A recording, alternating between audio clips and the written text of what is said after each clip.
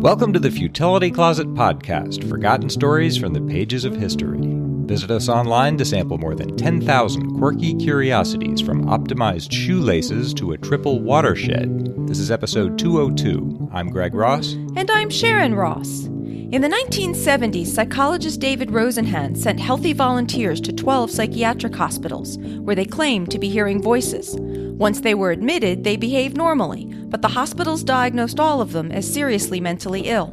In today's show, we'll describe the Rosenhan Experiment, which challenged the validity of psychiatric diagnosis and set off a furor in the field.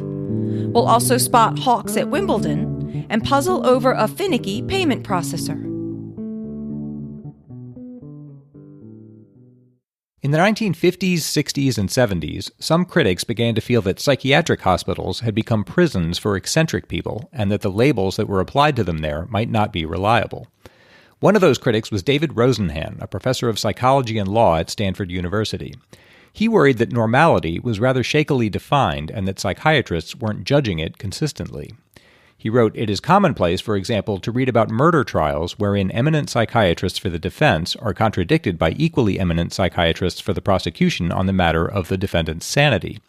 More generally, there are a great deal of conflicting data on the reliability, utility, and meaning of such terms as sanity, insanity, mental illness, and schizophrenia. What is viewed as normal in one culture may be seen as quite aberrant in another." To study that question, he set up an unusual experiment. He put together a group of 8 healthy people whom he called pseudo-patients. They included a psychology grad student, 3 psychologists, including himself, a pediatrician, a psychiatrist, a painter, and a housewife. 3 were women and 5 were men. Then, over the course of several years, these 8 pseudo-patients presented themselves to a total of 12 psychiatric hospitals in 5 states on the east and west coasts. They said that they'd been hearing voices saying the words empty, hollow, and thud.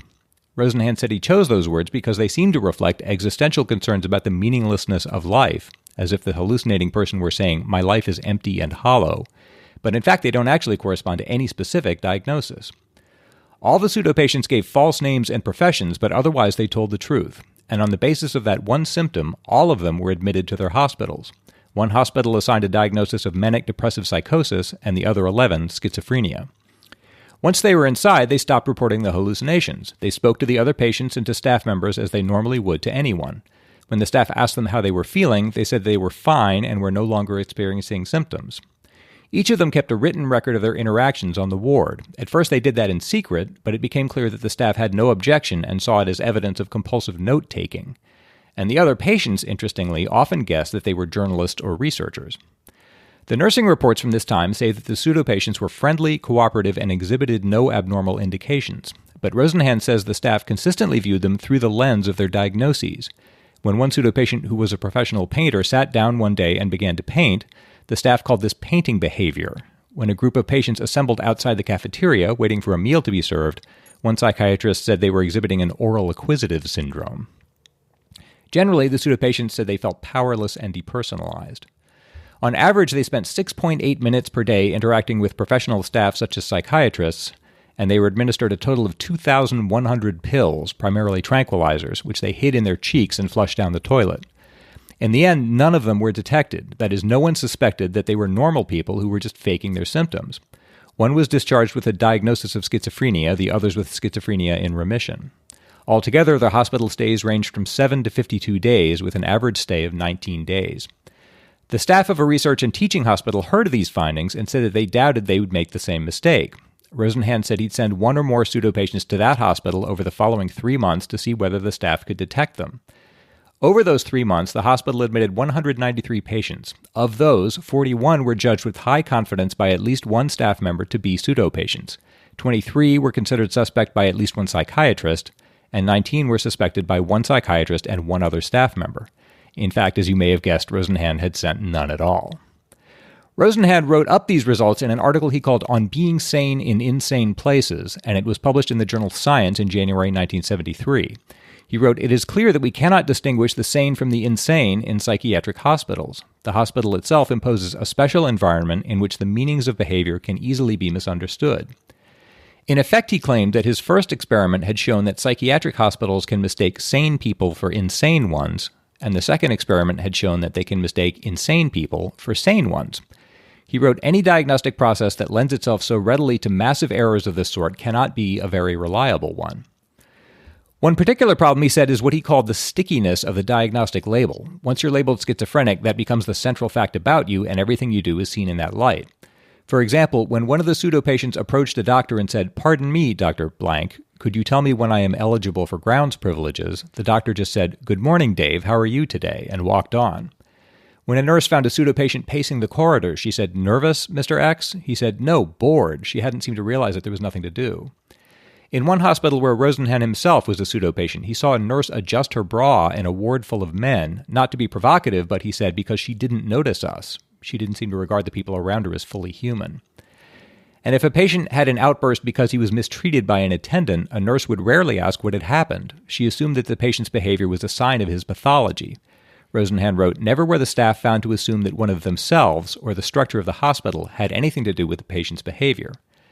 And yet, as I mentioned, the other patients often suspected that the pseudo-patients were healthy. During the first 3 hospitalizations, 35 out of 118 patients on the admissions ward said, "You're not crazy, you're a journalist or a professor, you're checking up on the hospital." Rosenhan wrote, "The fact that the patients often recognized normality when the staff did not raises important questions." Rosenhan acknowledged that in general, physicians prefer to make the mistake of judging a healthy person to be sick than a sick person to be healthy. He wrote, "Better to err on the side of caution, to suspect illness even among the healthy." But he says that psychiatric diagnoses are different because they carry stigma, and that stigma is hard to shed. And he told the New York Times, the psychiatric diagnoses, once they're made, are rarely changed. He said, "A diagnosis of cancer that has been found in error is a cause of celebration, but psychiatric diagnoses are rarely found in error. The label sticks."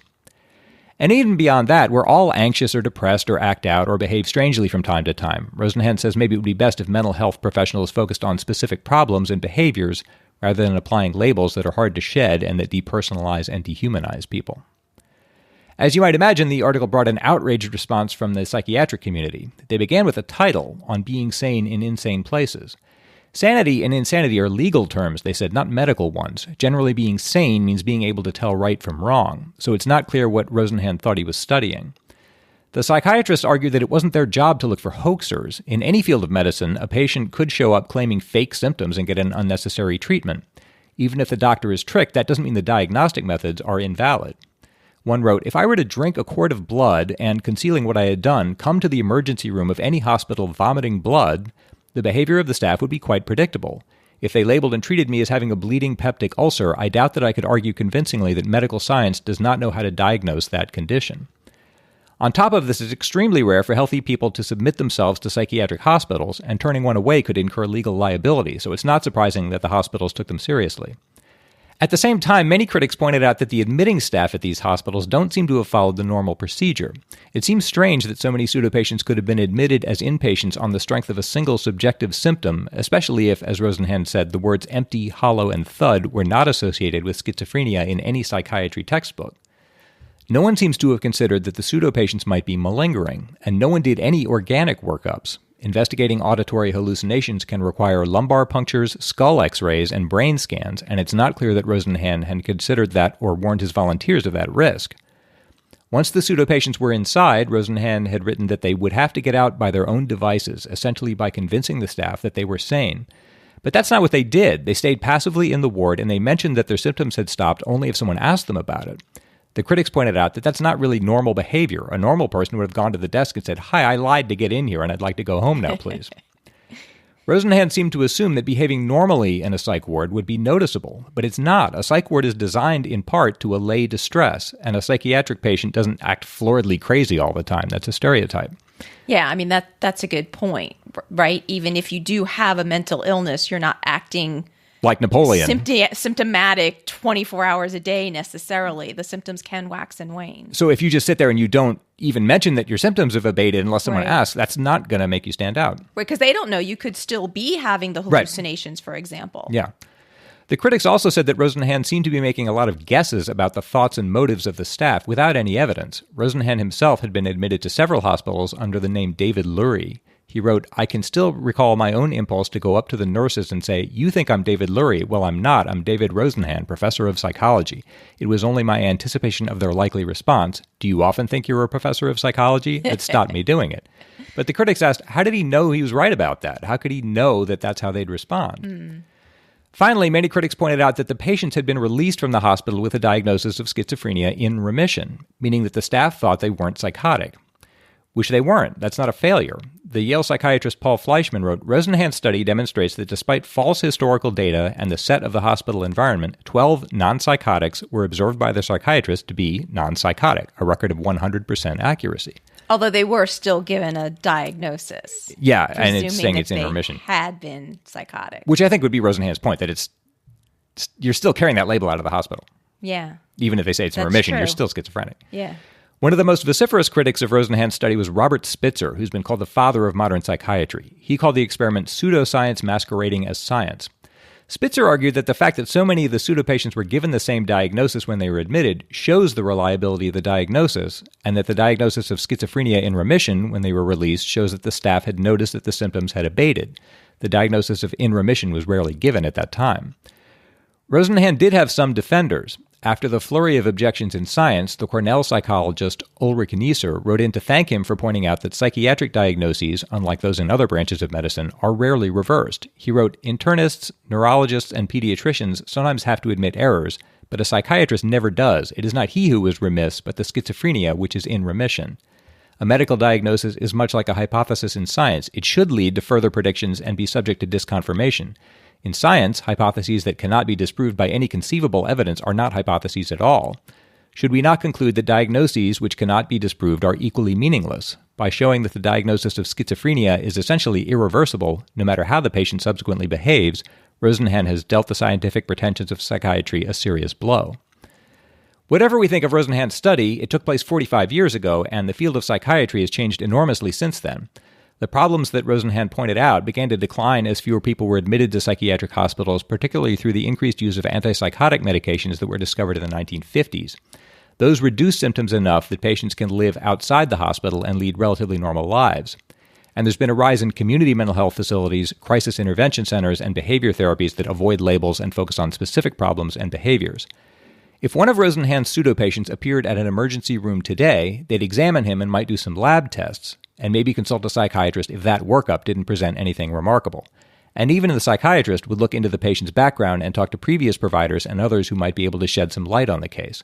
Writing in the Washington Post, Nathaniel Morris of the Stanford University School of Medicine said, "To be hospitalized, patients need to have symptoms of a psychiatric disorder, such as hearing voices, suffering from depression, and feeling suicidal, that are so profound as to cause safety concerns or significant impairments in daily living, such as dysfunction at work or home." Also, Rosenhan's study made no mention of insurance or the costs of care. Today, insurance won't pay for a patient to remain in a hospital if they don't have symptoms. If anything, getting hospital care today may be too hard. One small study in 2001 followed 7 people with well-documented histories of schizophrenia who presented themselves to mental health intake offices when they were actually in crisis. 6 of those 7 were denied treatment, often because of a lack of resources. Rosenhan's study had a profound impact on popular perceptions of psychiatry when it first appeared in 1973, and it became one of the most widely cited articles in psychological journals. But its influence seems to be waning. In the late 1980s, it was mentioned in 80% of introductory psychology textbooks, but last year it appeared in only 45%. Rosenhan died in 2012, so we don't know what he'd make of all this, but in 1993, 20 years after his study, he still seemed to have doubts. He said, "I don't have any data, but my impression is that no, the nature of psychiatric hospitals has not changed much, and the issues that were brought up by that paper have been dealt with to some extent, but it is not my view that things have changed greatly."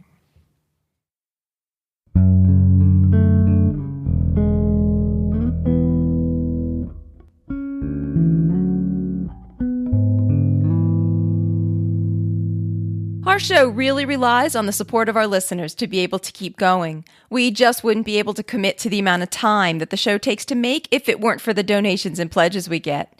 If you'd like to contribute to our celebration of the quirky and the curious, you can find a donate button in the Support Us section of the website at futilitycloset.com. Or if you'd like to support us in a more ongoing way, you can join our Patreon campaign, where you'll also get access to outtakes, extra information and discussion on some of the stories, more lateral thinking puzzles, and updates on what Sasha, the Futility Closet feline, has been doing lately. You can check out our Patreon page at patreon.com/futilitycloset or see the link at the website. And thanks again to everyone who is a part of Futility Closet.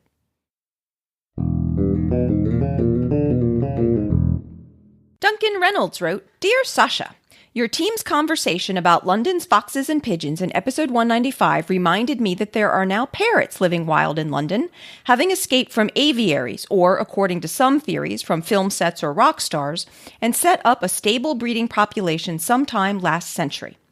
And Duncan suggested that Sasha could pass this along to us if she thought it might be of interest. Sasha does generally have a rather high interest in birds, especially somewhat smaller ones like parakeets, which it turns out are the kind of parrots now living ferally in the UK. Wow. These British feral parakeets are specifically ring-necked or rose-ringed parakeets, which are a non-migratory species that is native to southern Asia and sub-Saharan Africa, and the ones in Britain are thought to be from the foothills of the Himalayas around Pakistan. This parakeet population had been concentrated primarily in the suburban areas of London and nearby Kent, but they are doing so well that they are now being seen in other parts of Britain too, and as far north as Inverness, Scotland. As Duncan noted, there are several theories on how these parakeets came to be living ferally in the London area in the first place. Some say that Jimi Hendrix deliberately released a breeding pair to inject more color into the London streets in the 1960s. Others think that the birds escaped from the film set of The African Queen in 1951, or from the London Zoo when it was damaged during the Blitz in World War II, or from a cargo ship that capsized near London. Experts think that the more boring but likely explanation is just that the birds are popular as pets, and some either escaped or were released from private homes. And more than one theory could be right, as the biodiversity of the wild parakeet population suggests that the birds have escaped from a captivity more than once. Wild ring-necked parakeets were actually spotted in Britain back in the late 1800s, but they apparently didn't survive. It's thought that possibly the now warmer winters due to climate change, combined with the increasing numbers of people who feed birds, has allowed this new population to not just survive, but to flourish. Yeah, I was going to say, I wouldn't have thought that London's climate would be the best for parakeets, but I guess if these might be a variety that normally lives in mountainous foothills, maybe that's not too far off. Yeah, and with the winters being a little warmer than they used to be, they're thinking that that helps them out a lot. And this sounds funny to say about pretty little birds, but these parakeets are actually considered to be one of the most successful invasive species in the world right now. As is common when a non-native species moves into an area, there are concerns about the parakeet's negative effects on native bird species, as well as concerns about agriculture, especially orchards and vineyards. For example, a few years ago, parakeets ate about 1/3 of the harvest at a vineyard southwest of London. That's a lot. These parakeets have no natural predators in the UK and have been recorded to live as long as 34 years.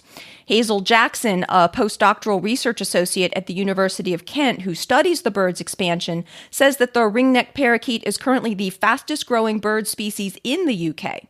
She actually wrote an article for CNN entitled, "Move Aside, Pigeons, Wild Parakeets Poised for World Domination." And Jackson notes that there are now independently established breeding populations of wild parakeets in at least 65 cities in Europe, including in Belgium, Spain, Germany, Turkey, and the Netherlands.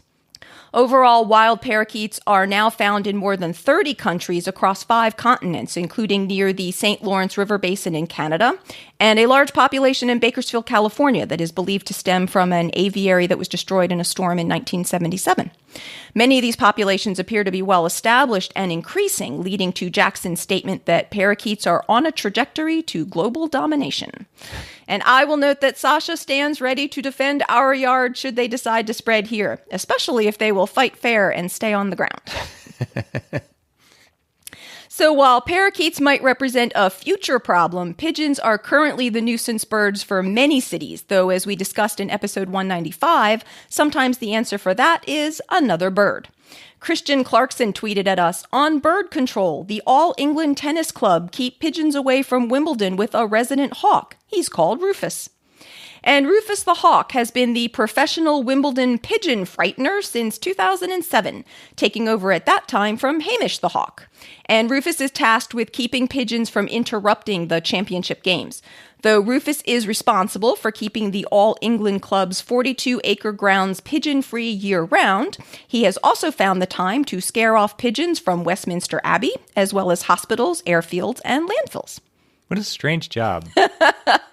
To be a pigeon frightener? Yeah, I mean, I wonder what he thinks he's doing. I guess he's just being a hawk, but it's got like certain boundaries on it. Like it's not just a regular natural. Right, and they have to actually train him and feed him well enough so that he doesn't eat the pigeons. Yeah. He just frightens them off.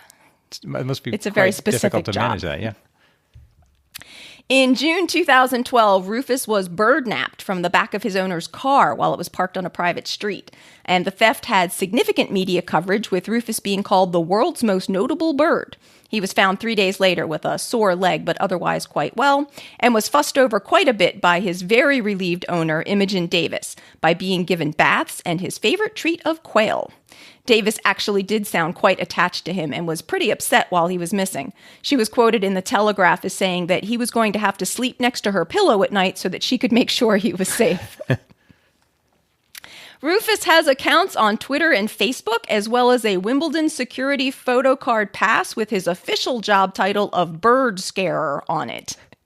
No word on whether he'd be up for scaring off parakeets, though I would guess that he would.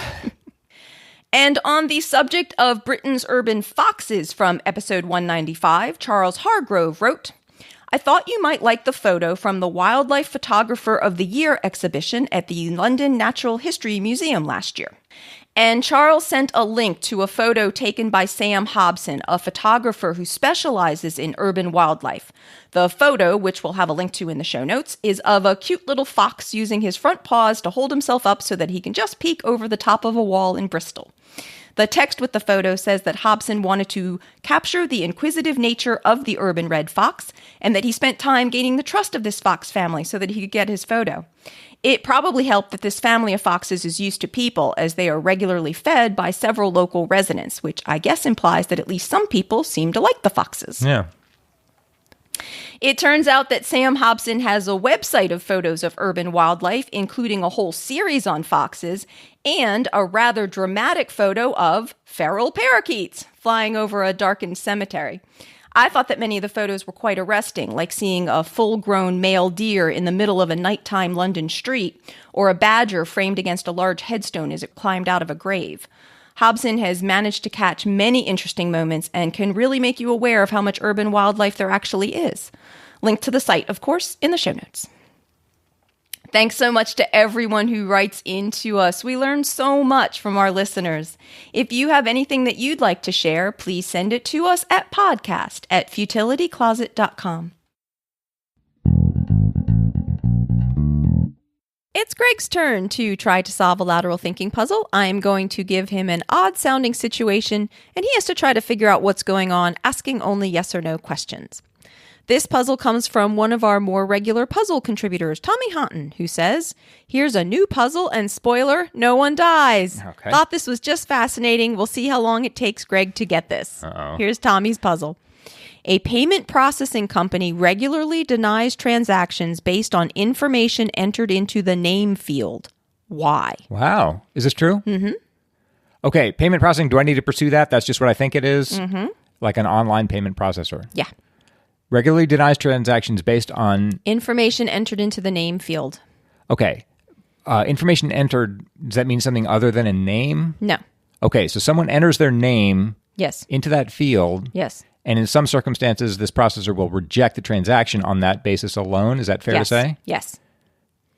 Okay. Oh, that's very interesting. Is it based on gender or sex? Yes. Really? Yes. So just so I know, does it deny women? It denies female names, people who enter female names. Okay, so just to nail this down, is that Is that what I'm looking for? I mean, are there other criteria that I also need to work out? No. That's it? Yes.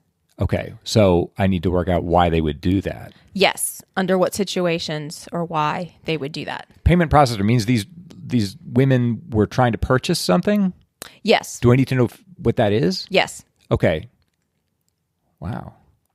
All right. So women are trying to buy something. If a man had bought the same thing, he would have been allowed to? Yes. So that means the merchant, the person who's selling it, doesn't want women customers? Is that right? That's incorrect. Okay, so the merchant would be glad to get these women as customers. It's the processor that's turning them down? Would you say that? I wouldn't say that. Would you say the merchant doesn't want female customers? I wouldn't say that. Well, someone doesn't want them. Do I need to work out what they're trying to buy? Would that Yes. help? Okay. I don't think it's right to say that they don't want female customers. I don't think that that's quite the right way to say it. Did they expect the women not to pay? That's partly something along those lines. So you'd say they'd rather sell to men than women. I guess I could say that. Yeah. All right, and I'm trying to see if I need to distinguish between the processor and the merchant. Yeah, it's the payment processing company that's denying the transactions. But are they doing it at the request of the merchant? And I'm just trying to find out. No. So does the merchant know this is happening? I don't know. I mean, Tommy just knew about this happening at the end of the payment processing company doing it. Okay. So I don't know what the merchant's thoughts are or feelings are on the whole business. I'm just trying to work that out. So possibly the merchant doesn't even know this is happening, but it's the payment processor that's making the judgment. Yes. Yes. Do I need to know about like geography or No. the regime where this is like? No. I don't need to know where this is happening. That's correct. Or the currency or anything like right. that. Okay. Why would a payment processor then? And this is for a certain class of merchandise, would you say? Yes. So what a woman wants to buy something and is turned down, but a man isn't, is what this comes down to. Yes. That is what it comes down to. See, the naturalness thing would be to try to figure out what she's trying to buy, but that would take a long time to work out. I'm going to say merchandise is not quite the right word. A service? I'm not sure what you would call this. Somewhere between merchandise and a service. I'm not sure exactly what you would call this. Like renting or leasing something? Like getting the temporary use of something? No, not quite like that. Or like a subscription or something, like an online access to something? Yes, more like that. Yes. Okay. Yes. Okay. So that would be granted to men, but not to women. Yes. And it's the payment processing company that's denying it, not the merchant themselves. And you were saying that has something to do with them expecting those women to be a greater, I guess, risk, you'd call it? Yes. Expecting the people who put women's names into the name field to be a greater risk. That's artfully worded. That was artfully worded. Meaning they might think they're not truly women? Yes. Is that the concern? That's part of the concern. Well, if they're not women, they would be men. So they think that some men are posing as women who... and they're trying to prevent that? Quite right. No, that's not quite right. But they're worried that for some reason that some of these women are not really women? Yes. Is that the essence of their concern?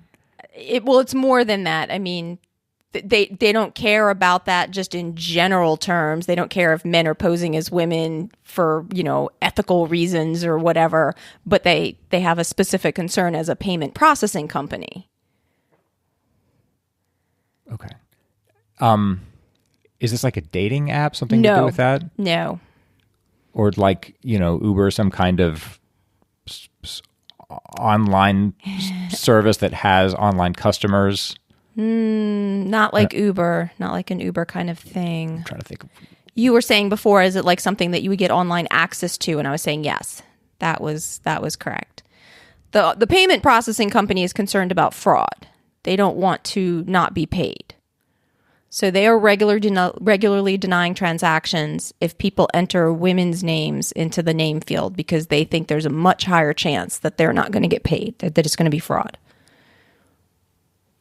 And you're saying at least part of the time it's because they're not really women. Yes. But that's not the whole of it. Well, that's it with what I just told you, that they're worried about the fraud angle. So what is it that they think, okay, it's legitimate if a man puts his name in the field, but if we see a woman's name in the field, then this is unlikely to be legitimate, is what it comes down to. Does this have to do with sex? Yes. Pornography? Yes, that's exactly it, which is that apparently extremely few women pay for pornography. And so Tommy says, according to the neuroscientist who wrote A Billion Wicked Thoughts, women do not often pay for porn. Authors Ogus and Gaddam wrote, according to CC Bill, the billing service most commonly used by the online adult industry, only 2% of all subscriptions to pornography sites are made on credit cards with women's names. In fact, CC Bill even flags female names as potential fraud, since so many of these charges result in an angry wife or mother demanding a refund for the misuse of her card. It's just so rare for women to actually be legitimately buying the service that if they get a woman's name, they just assume assume it's most likely to be fraudulent. Well, wow. That makes sense. So thanks to Tommy for another of his non-fatal puzzles. If anyone else has a puzzle for us to try, please send it to podcast@futilitycloset.com. And if you want to specify who should read the puzzle, you can put that in the subject line. If you like our podcast and want to help support it so that we can keep making it, please consider joining our Patreon campaign. The show is a big commitment of time to research and produce each week, so we're really grateful to everyone who's pitched in to help keep it going. You can check out our Patreon page at patreon.com/futilitycloset or see the Support Us section of the website at futilitycloset.com. While you're at the site, you can also check out Greg's collection of over 10,000 quirky curiosities, browse the Futility Closet store, learn about the Futility Closet books, and see the show notes for the podcast with links and references for the topics we've covered. If you have any questions or comments for us, you can email us at podcast@futilitycloset.com. Our music was written and performed by Greg's awesome brother, Doug Ross. Thanks for listening, and we'll talk to you next week.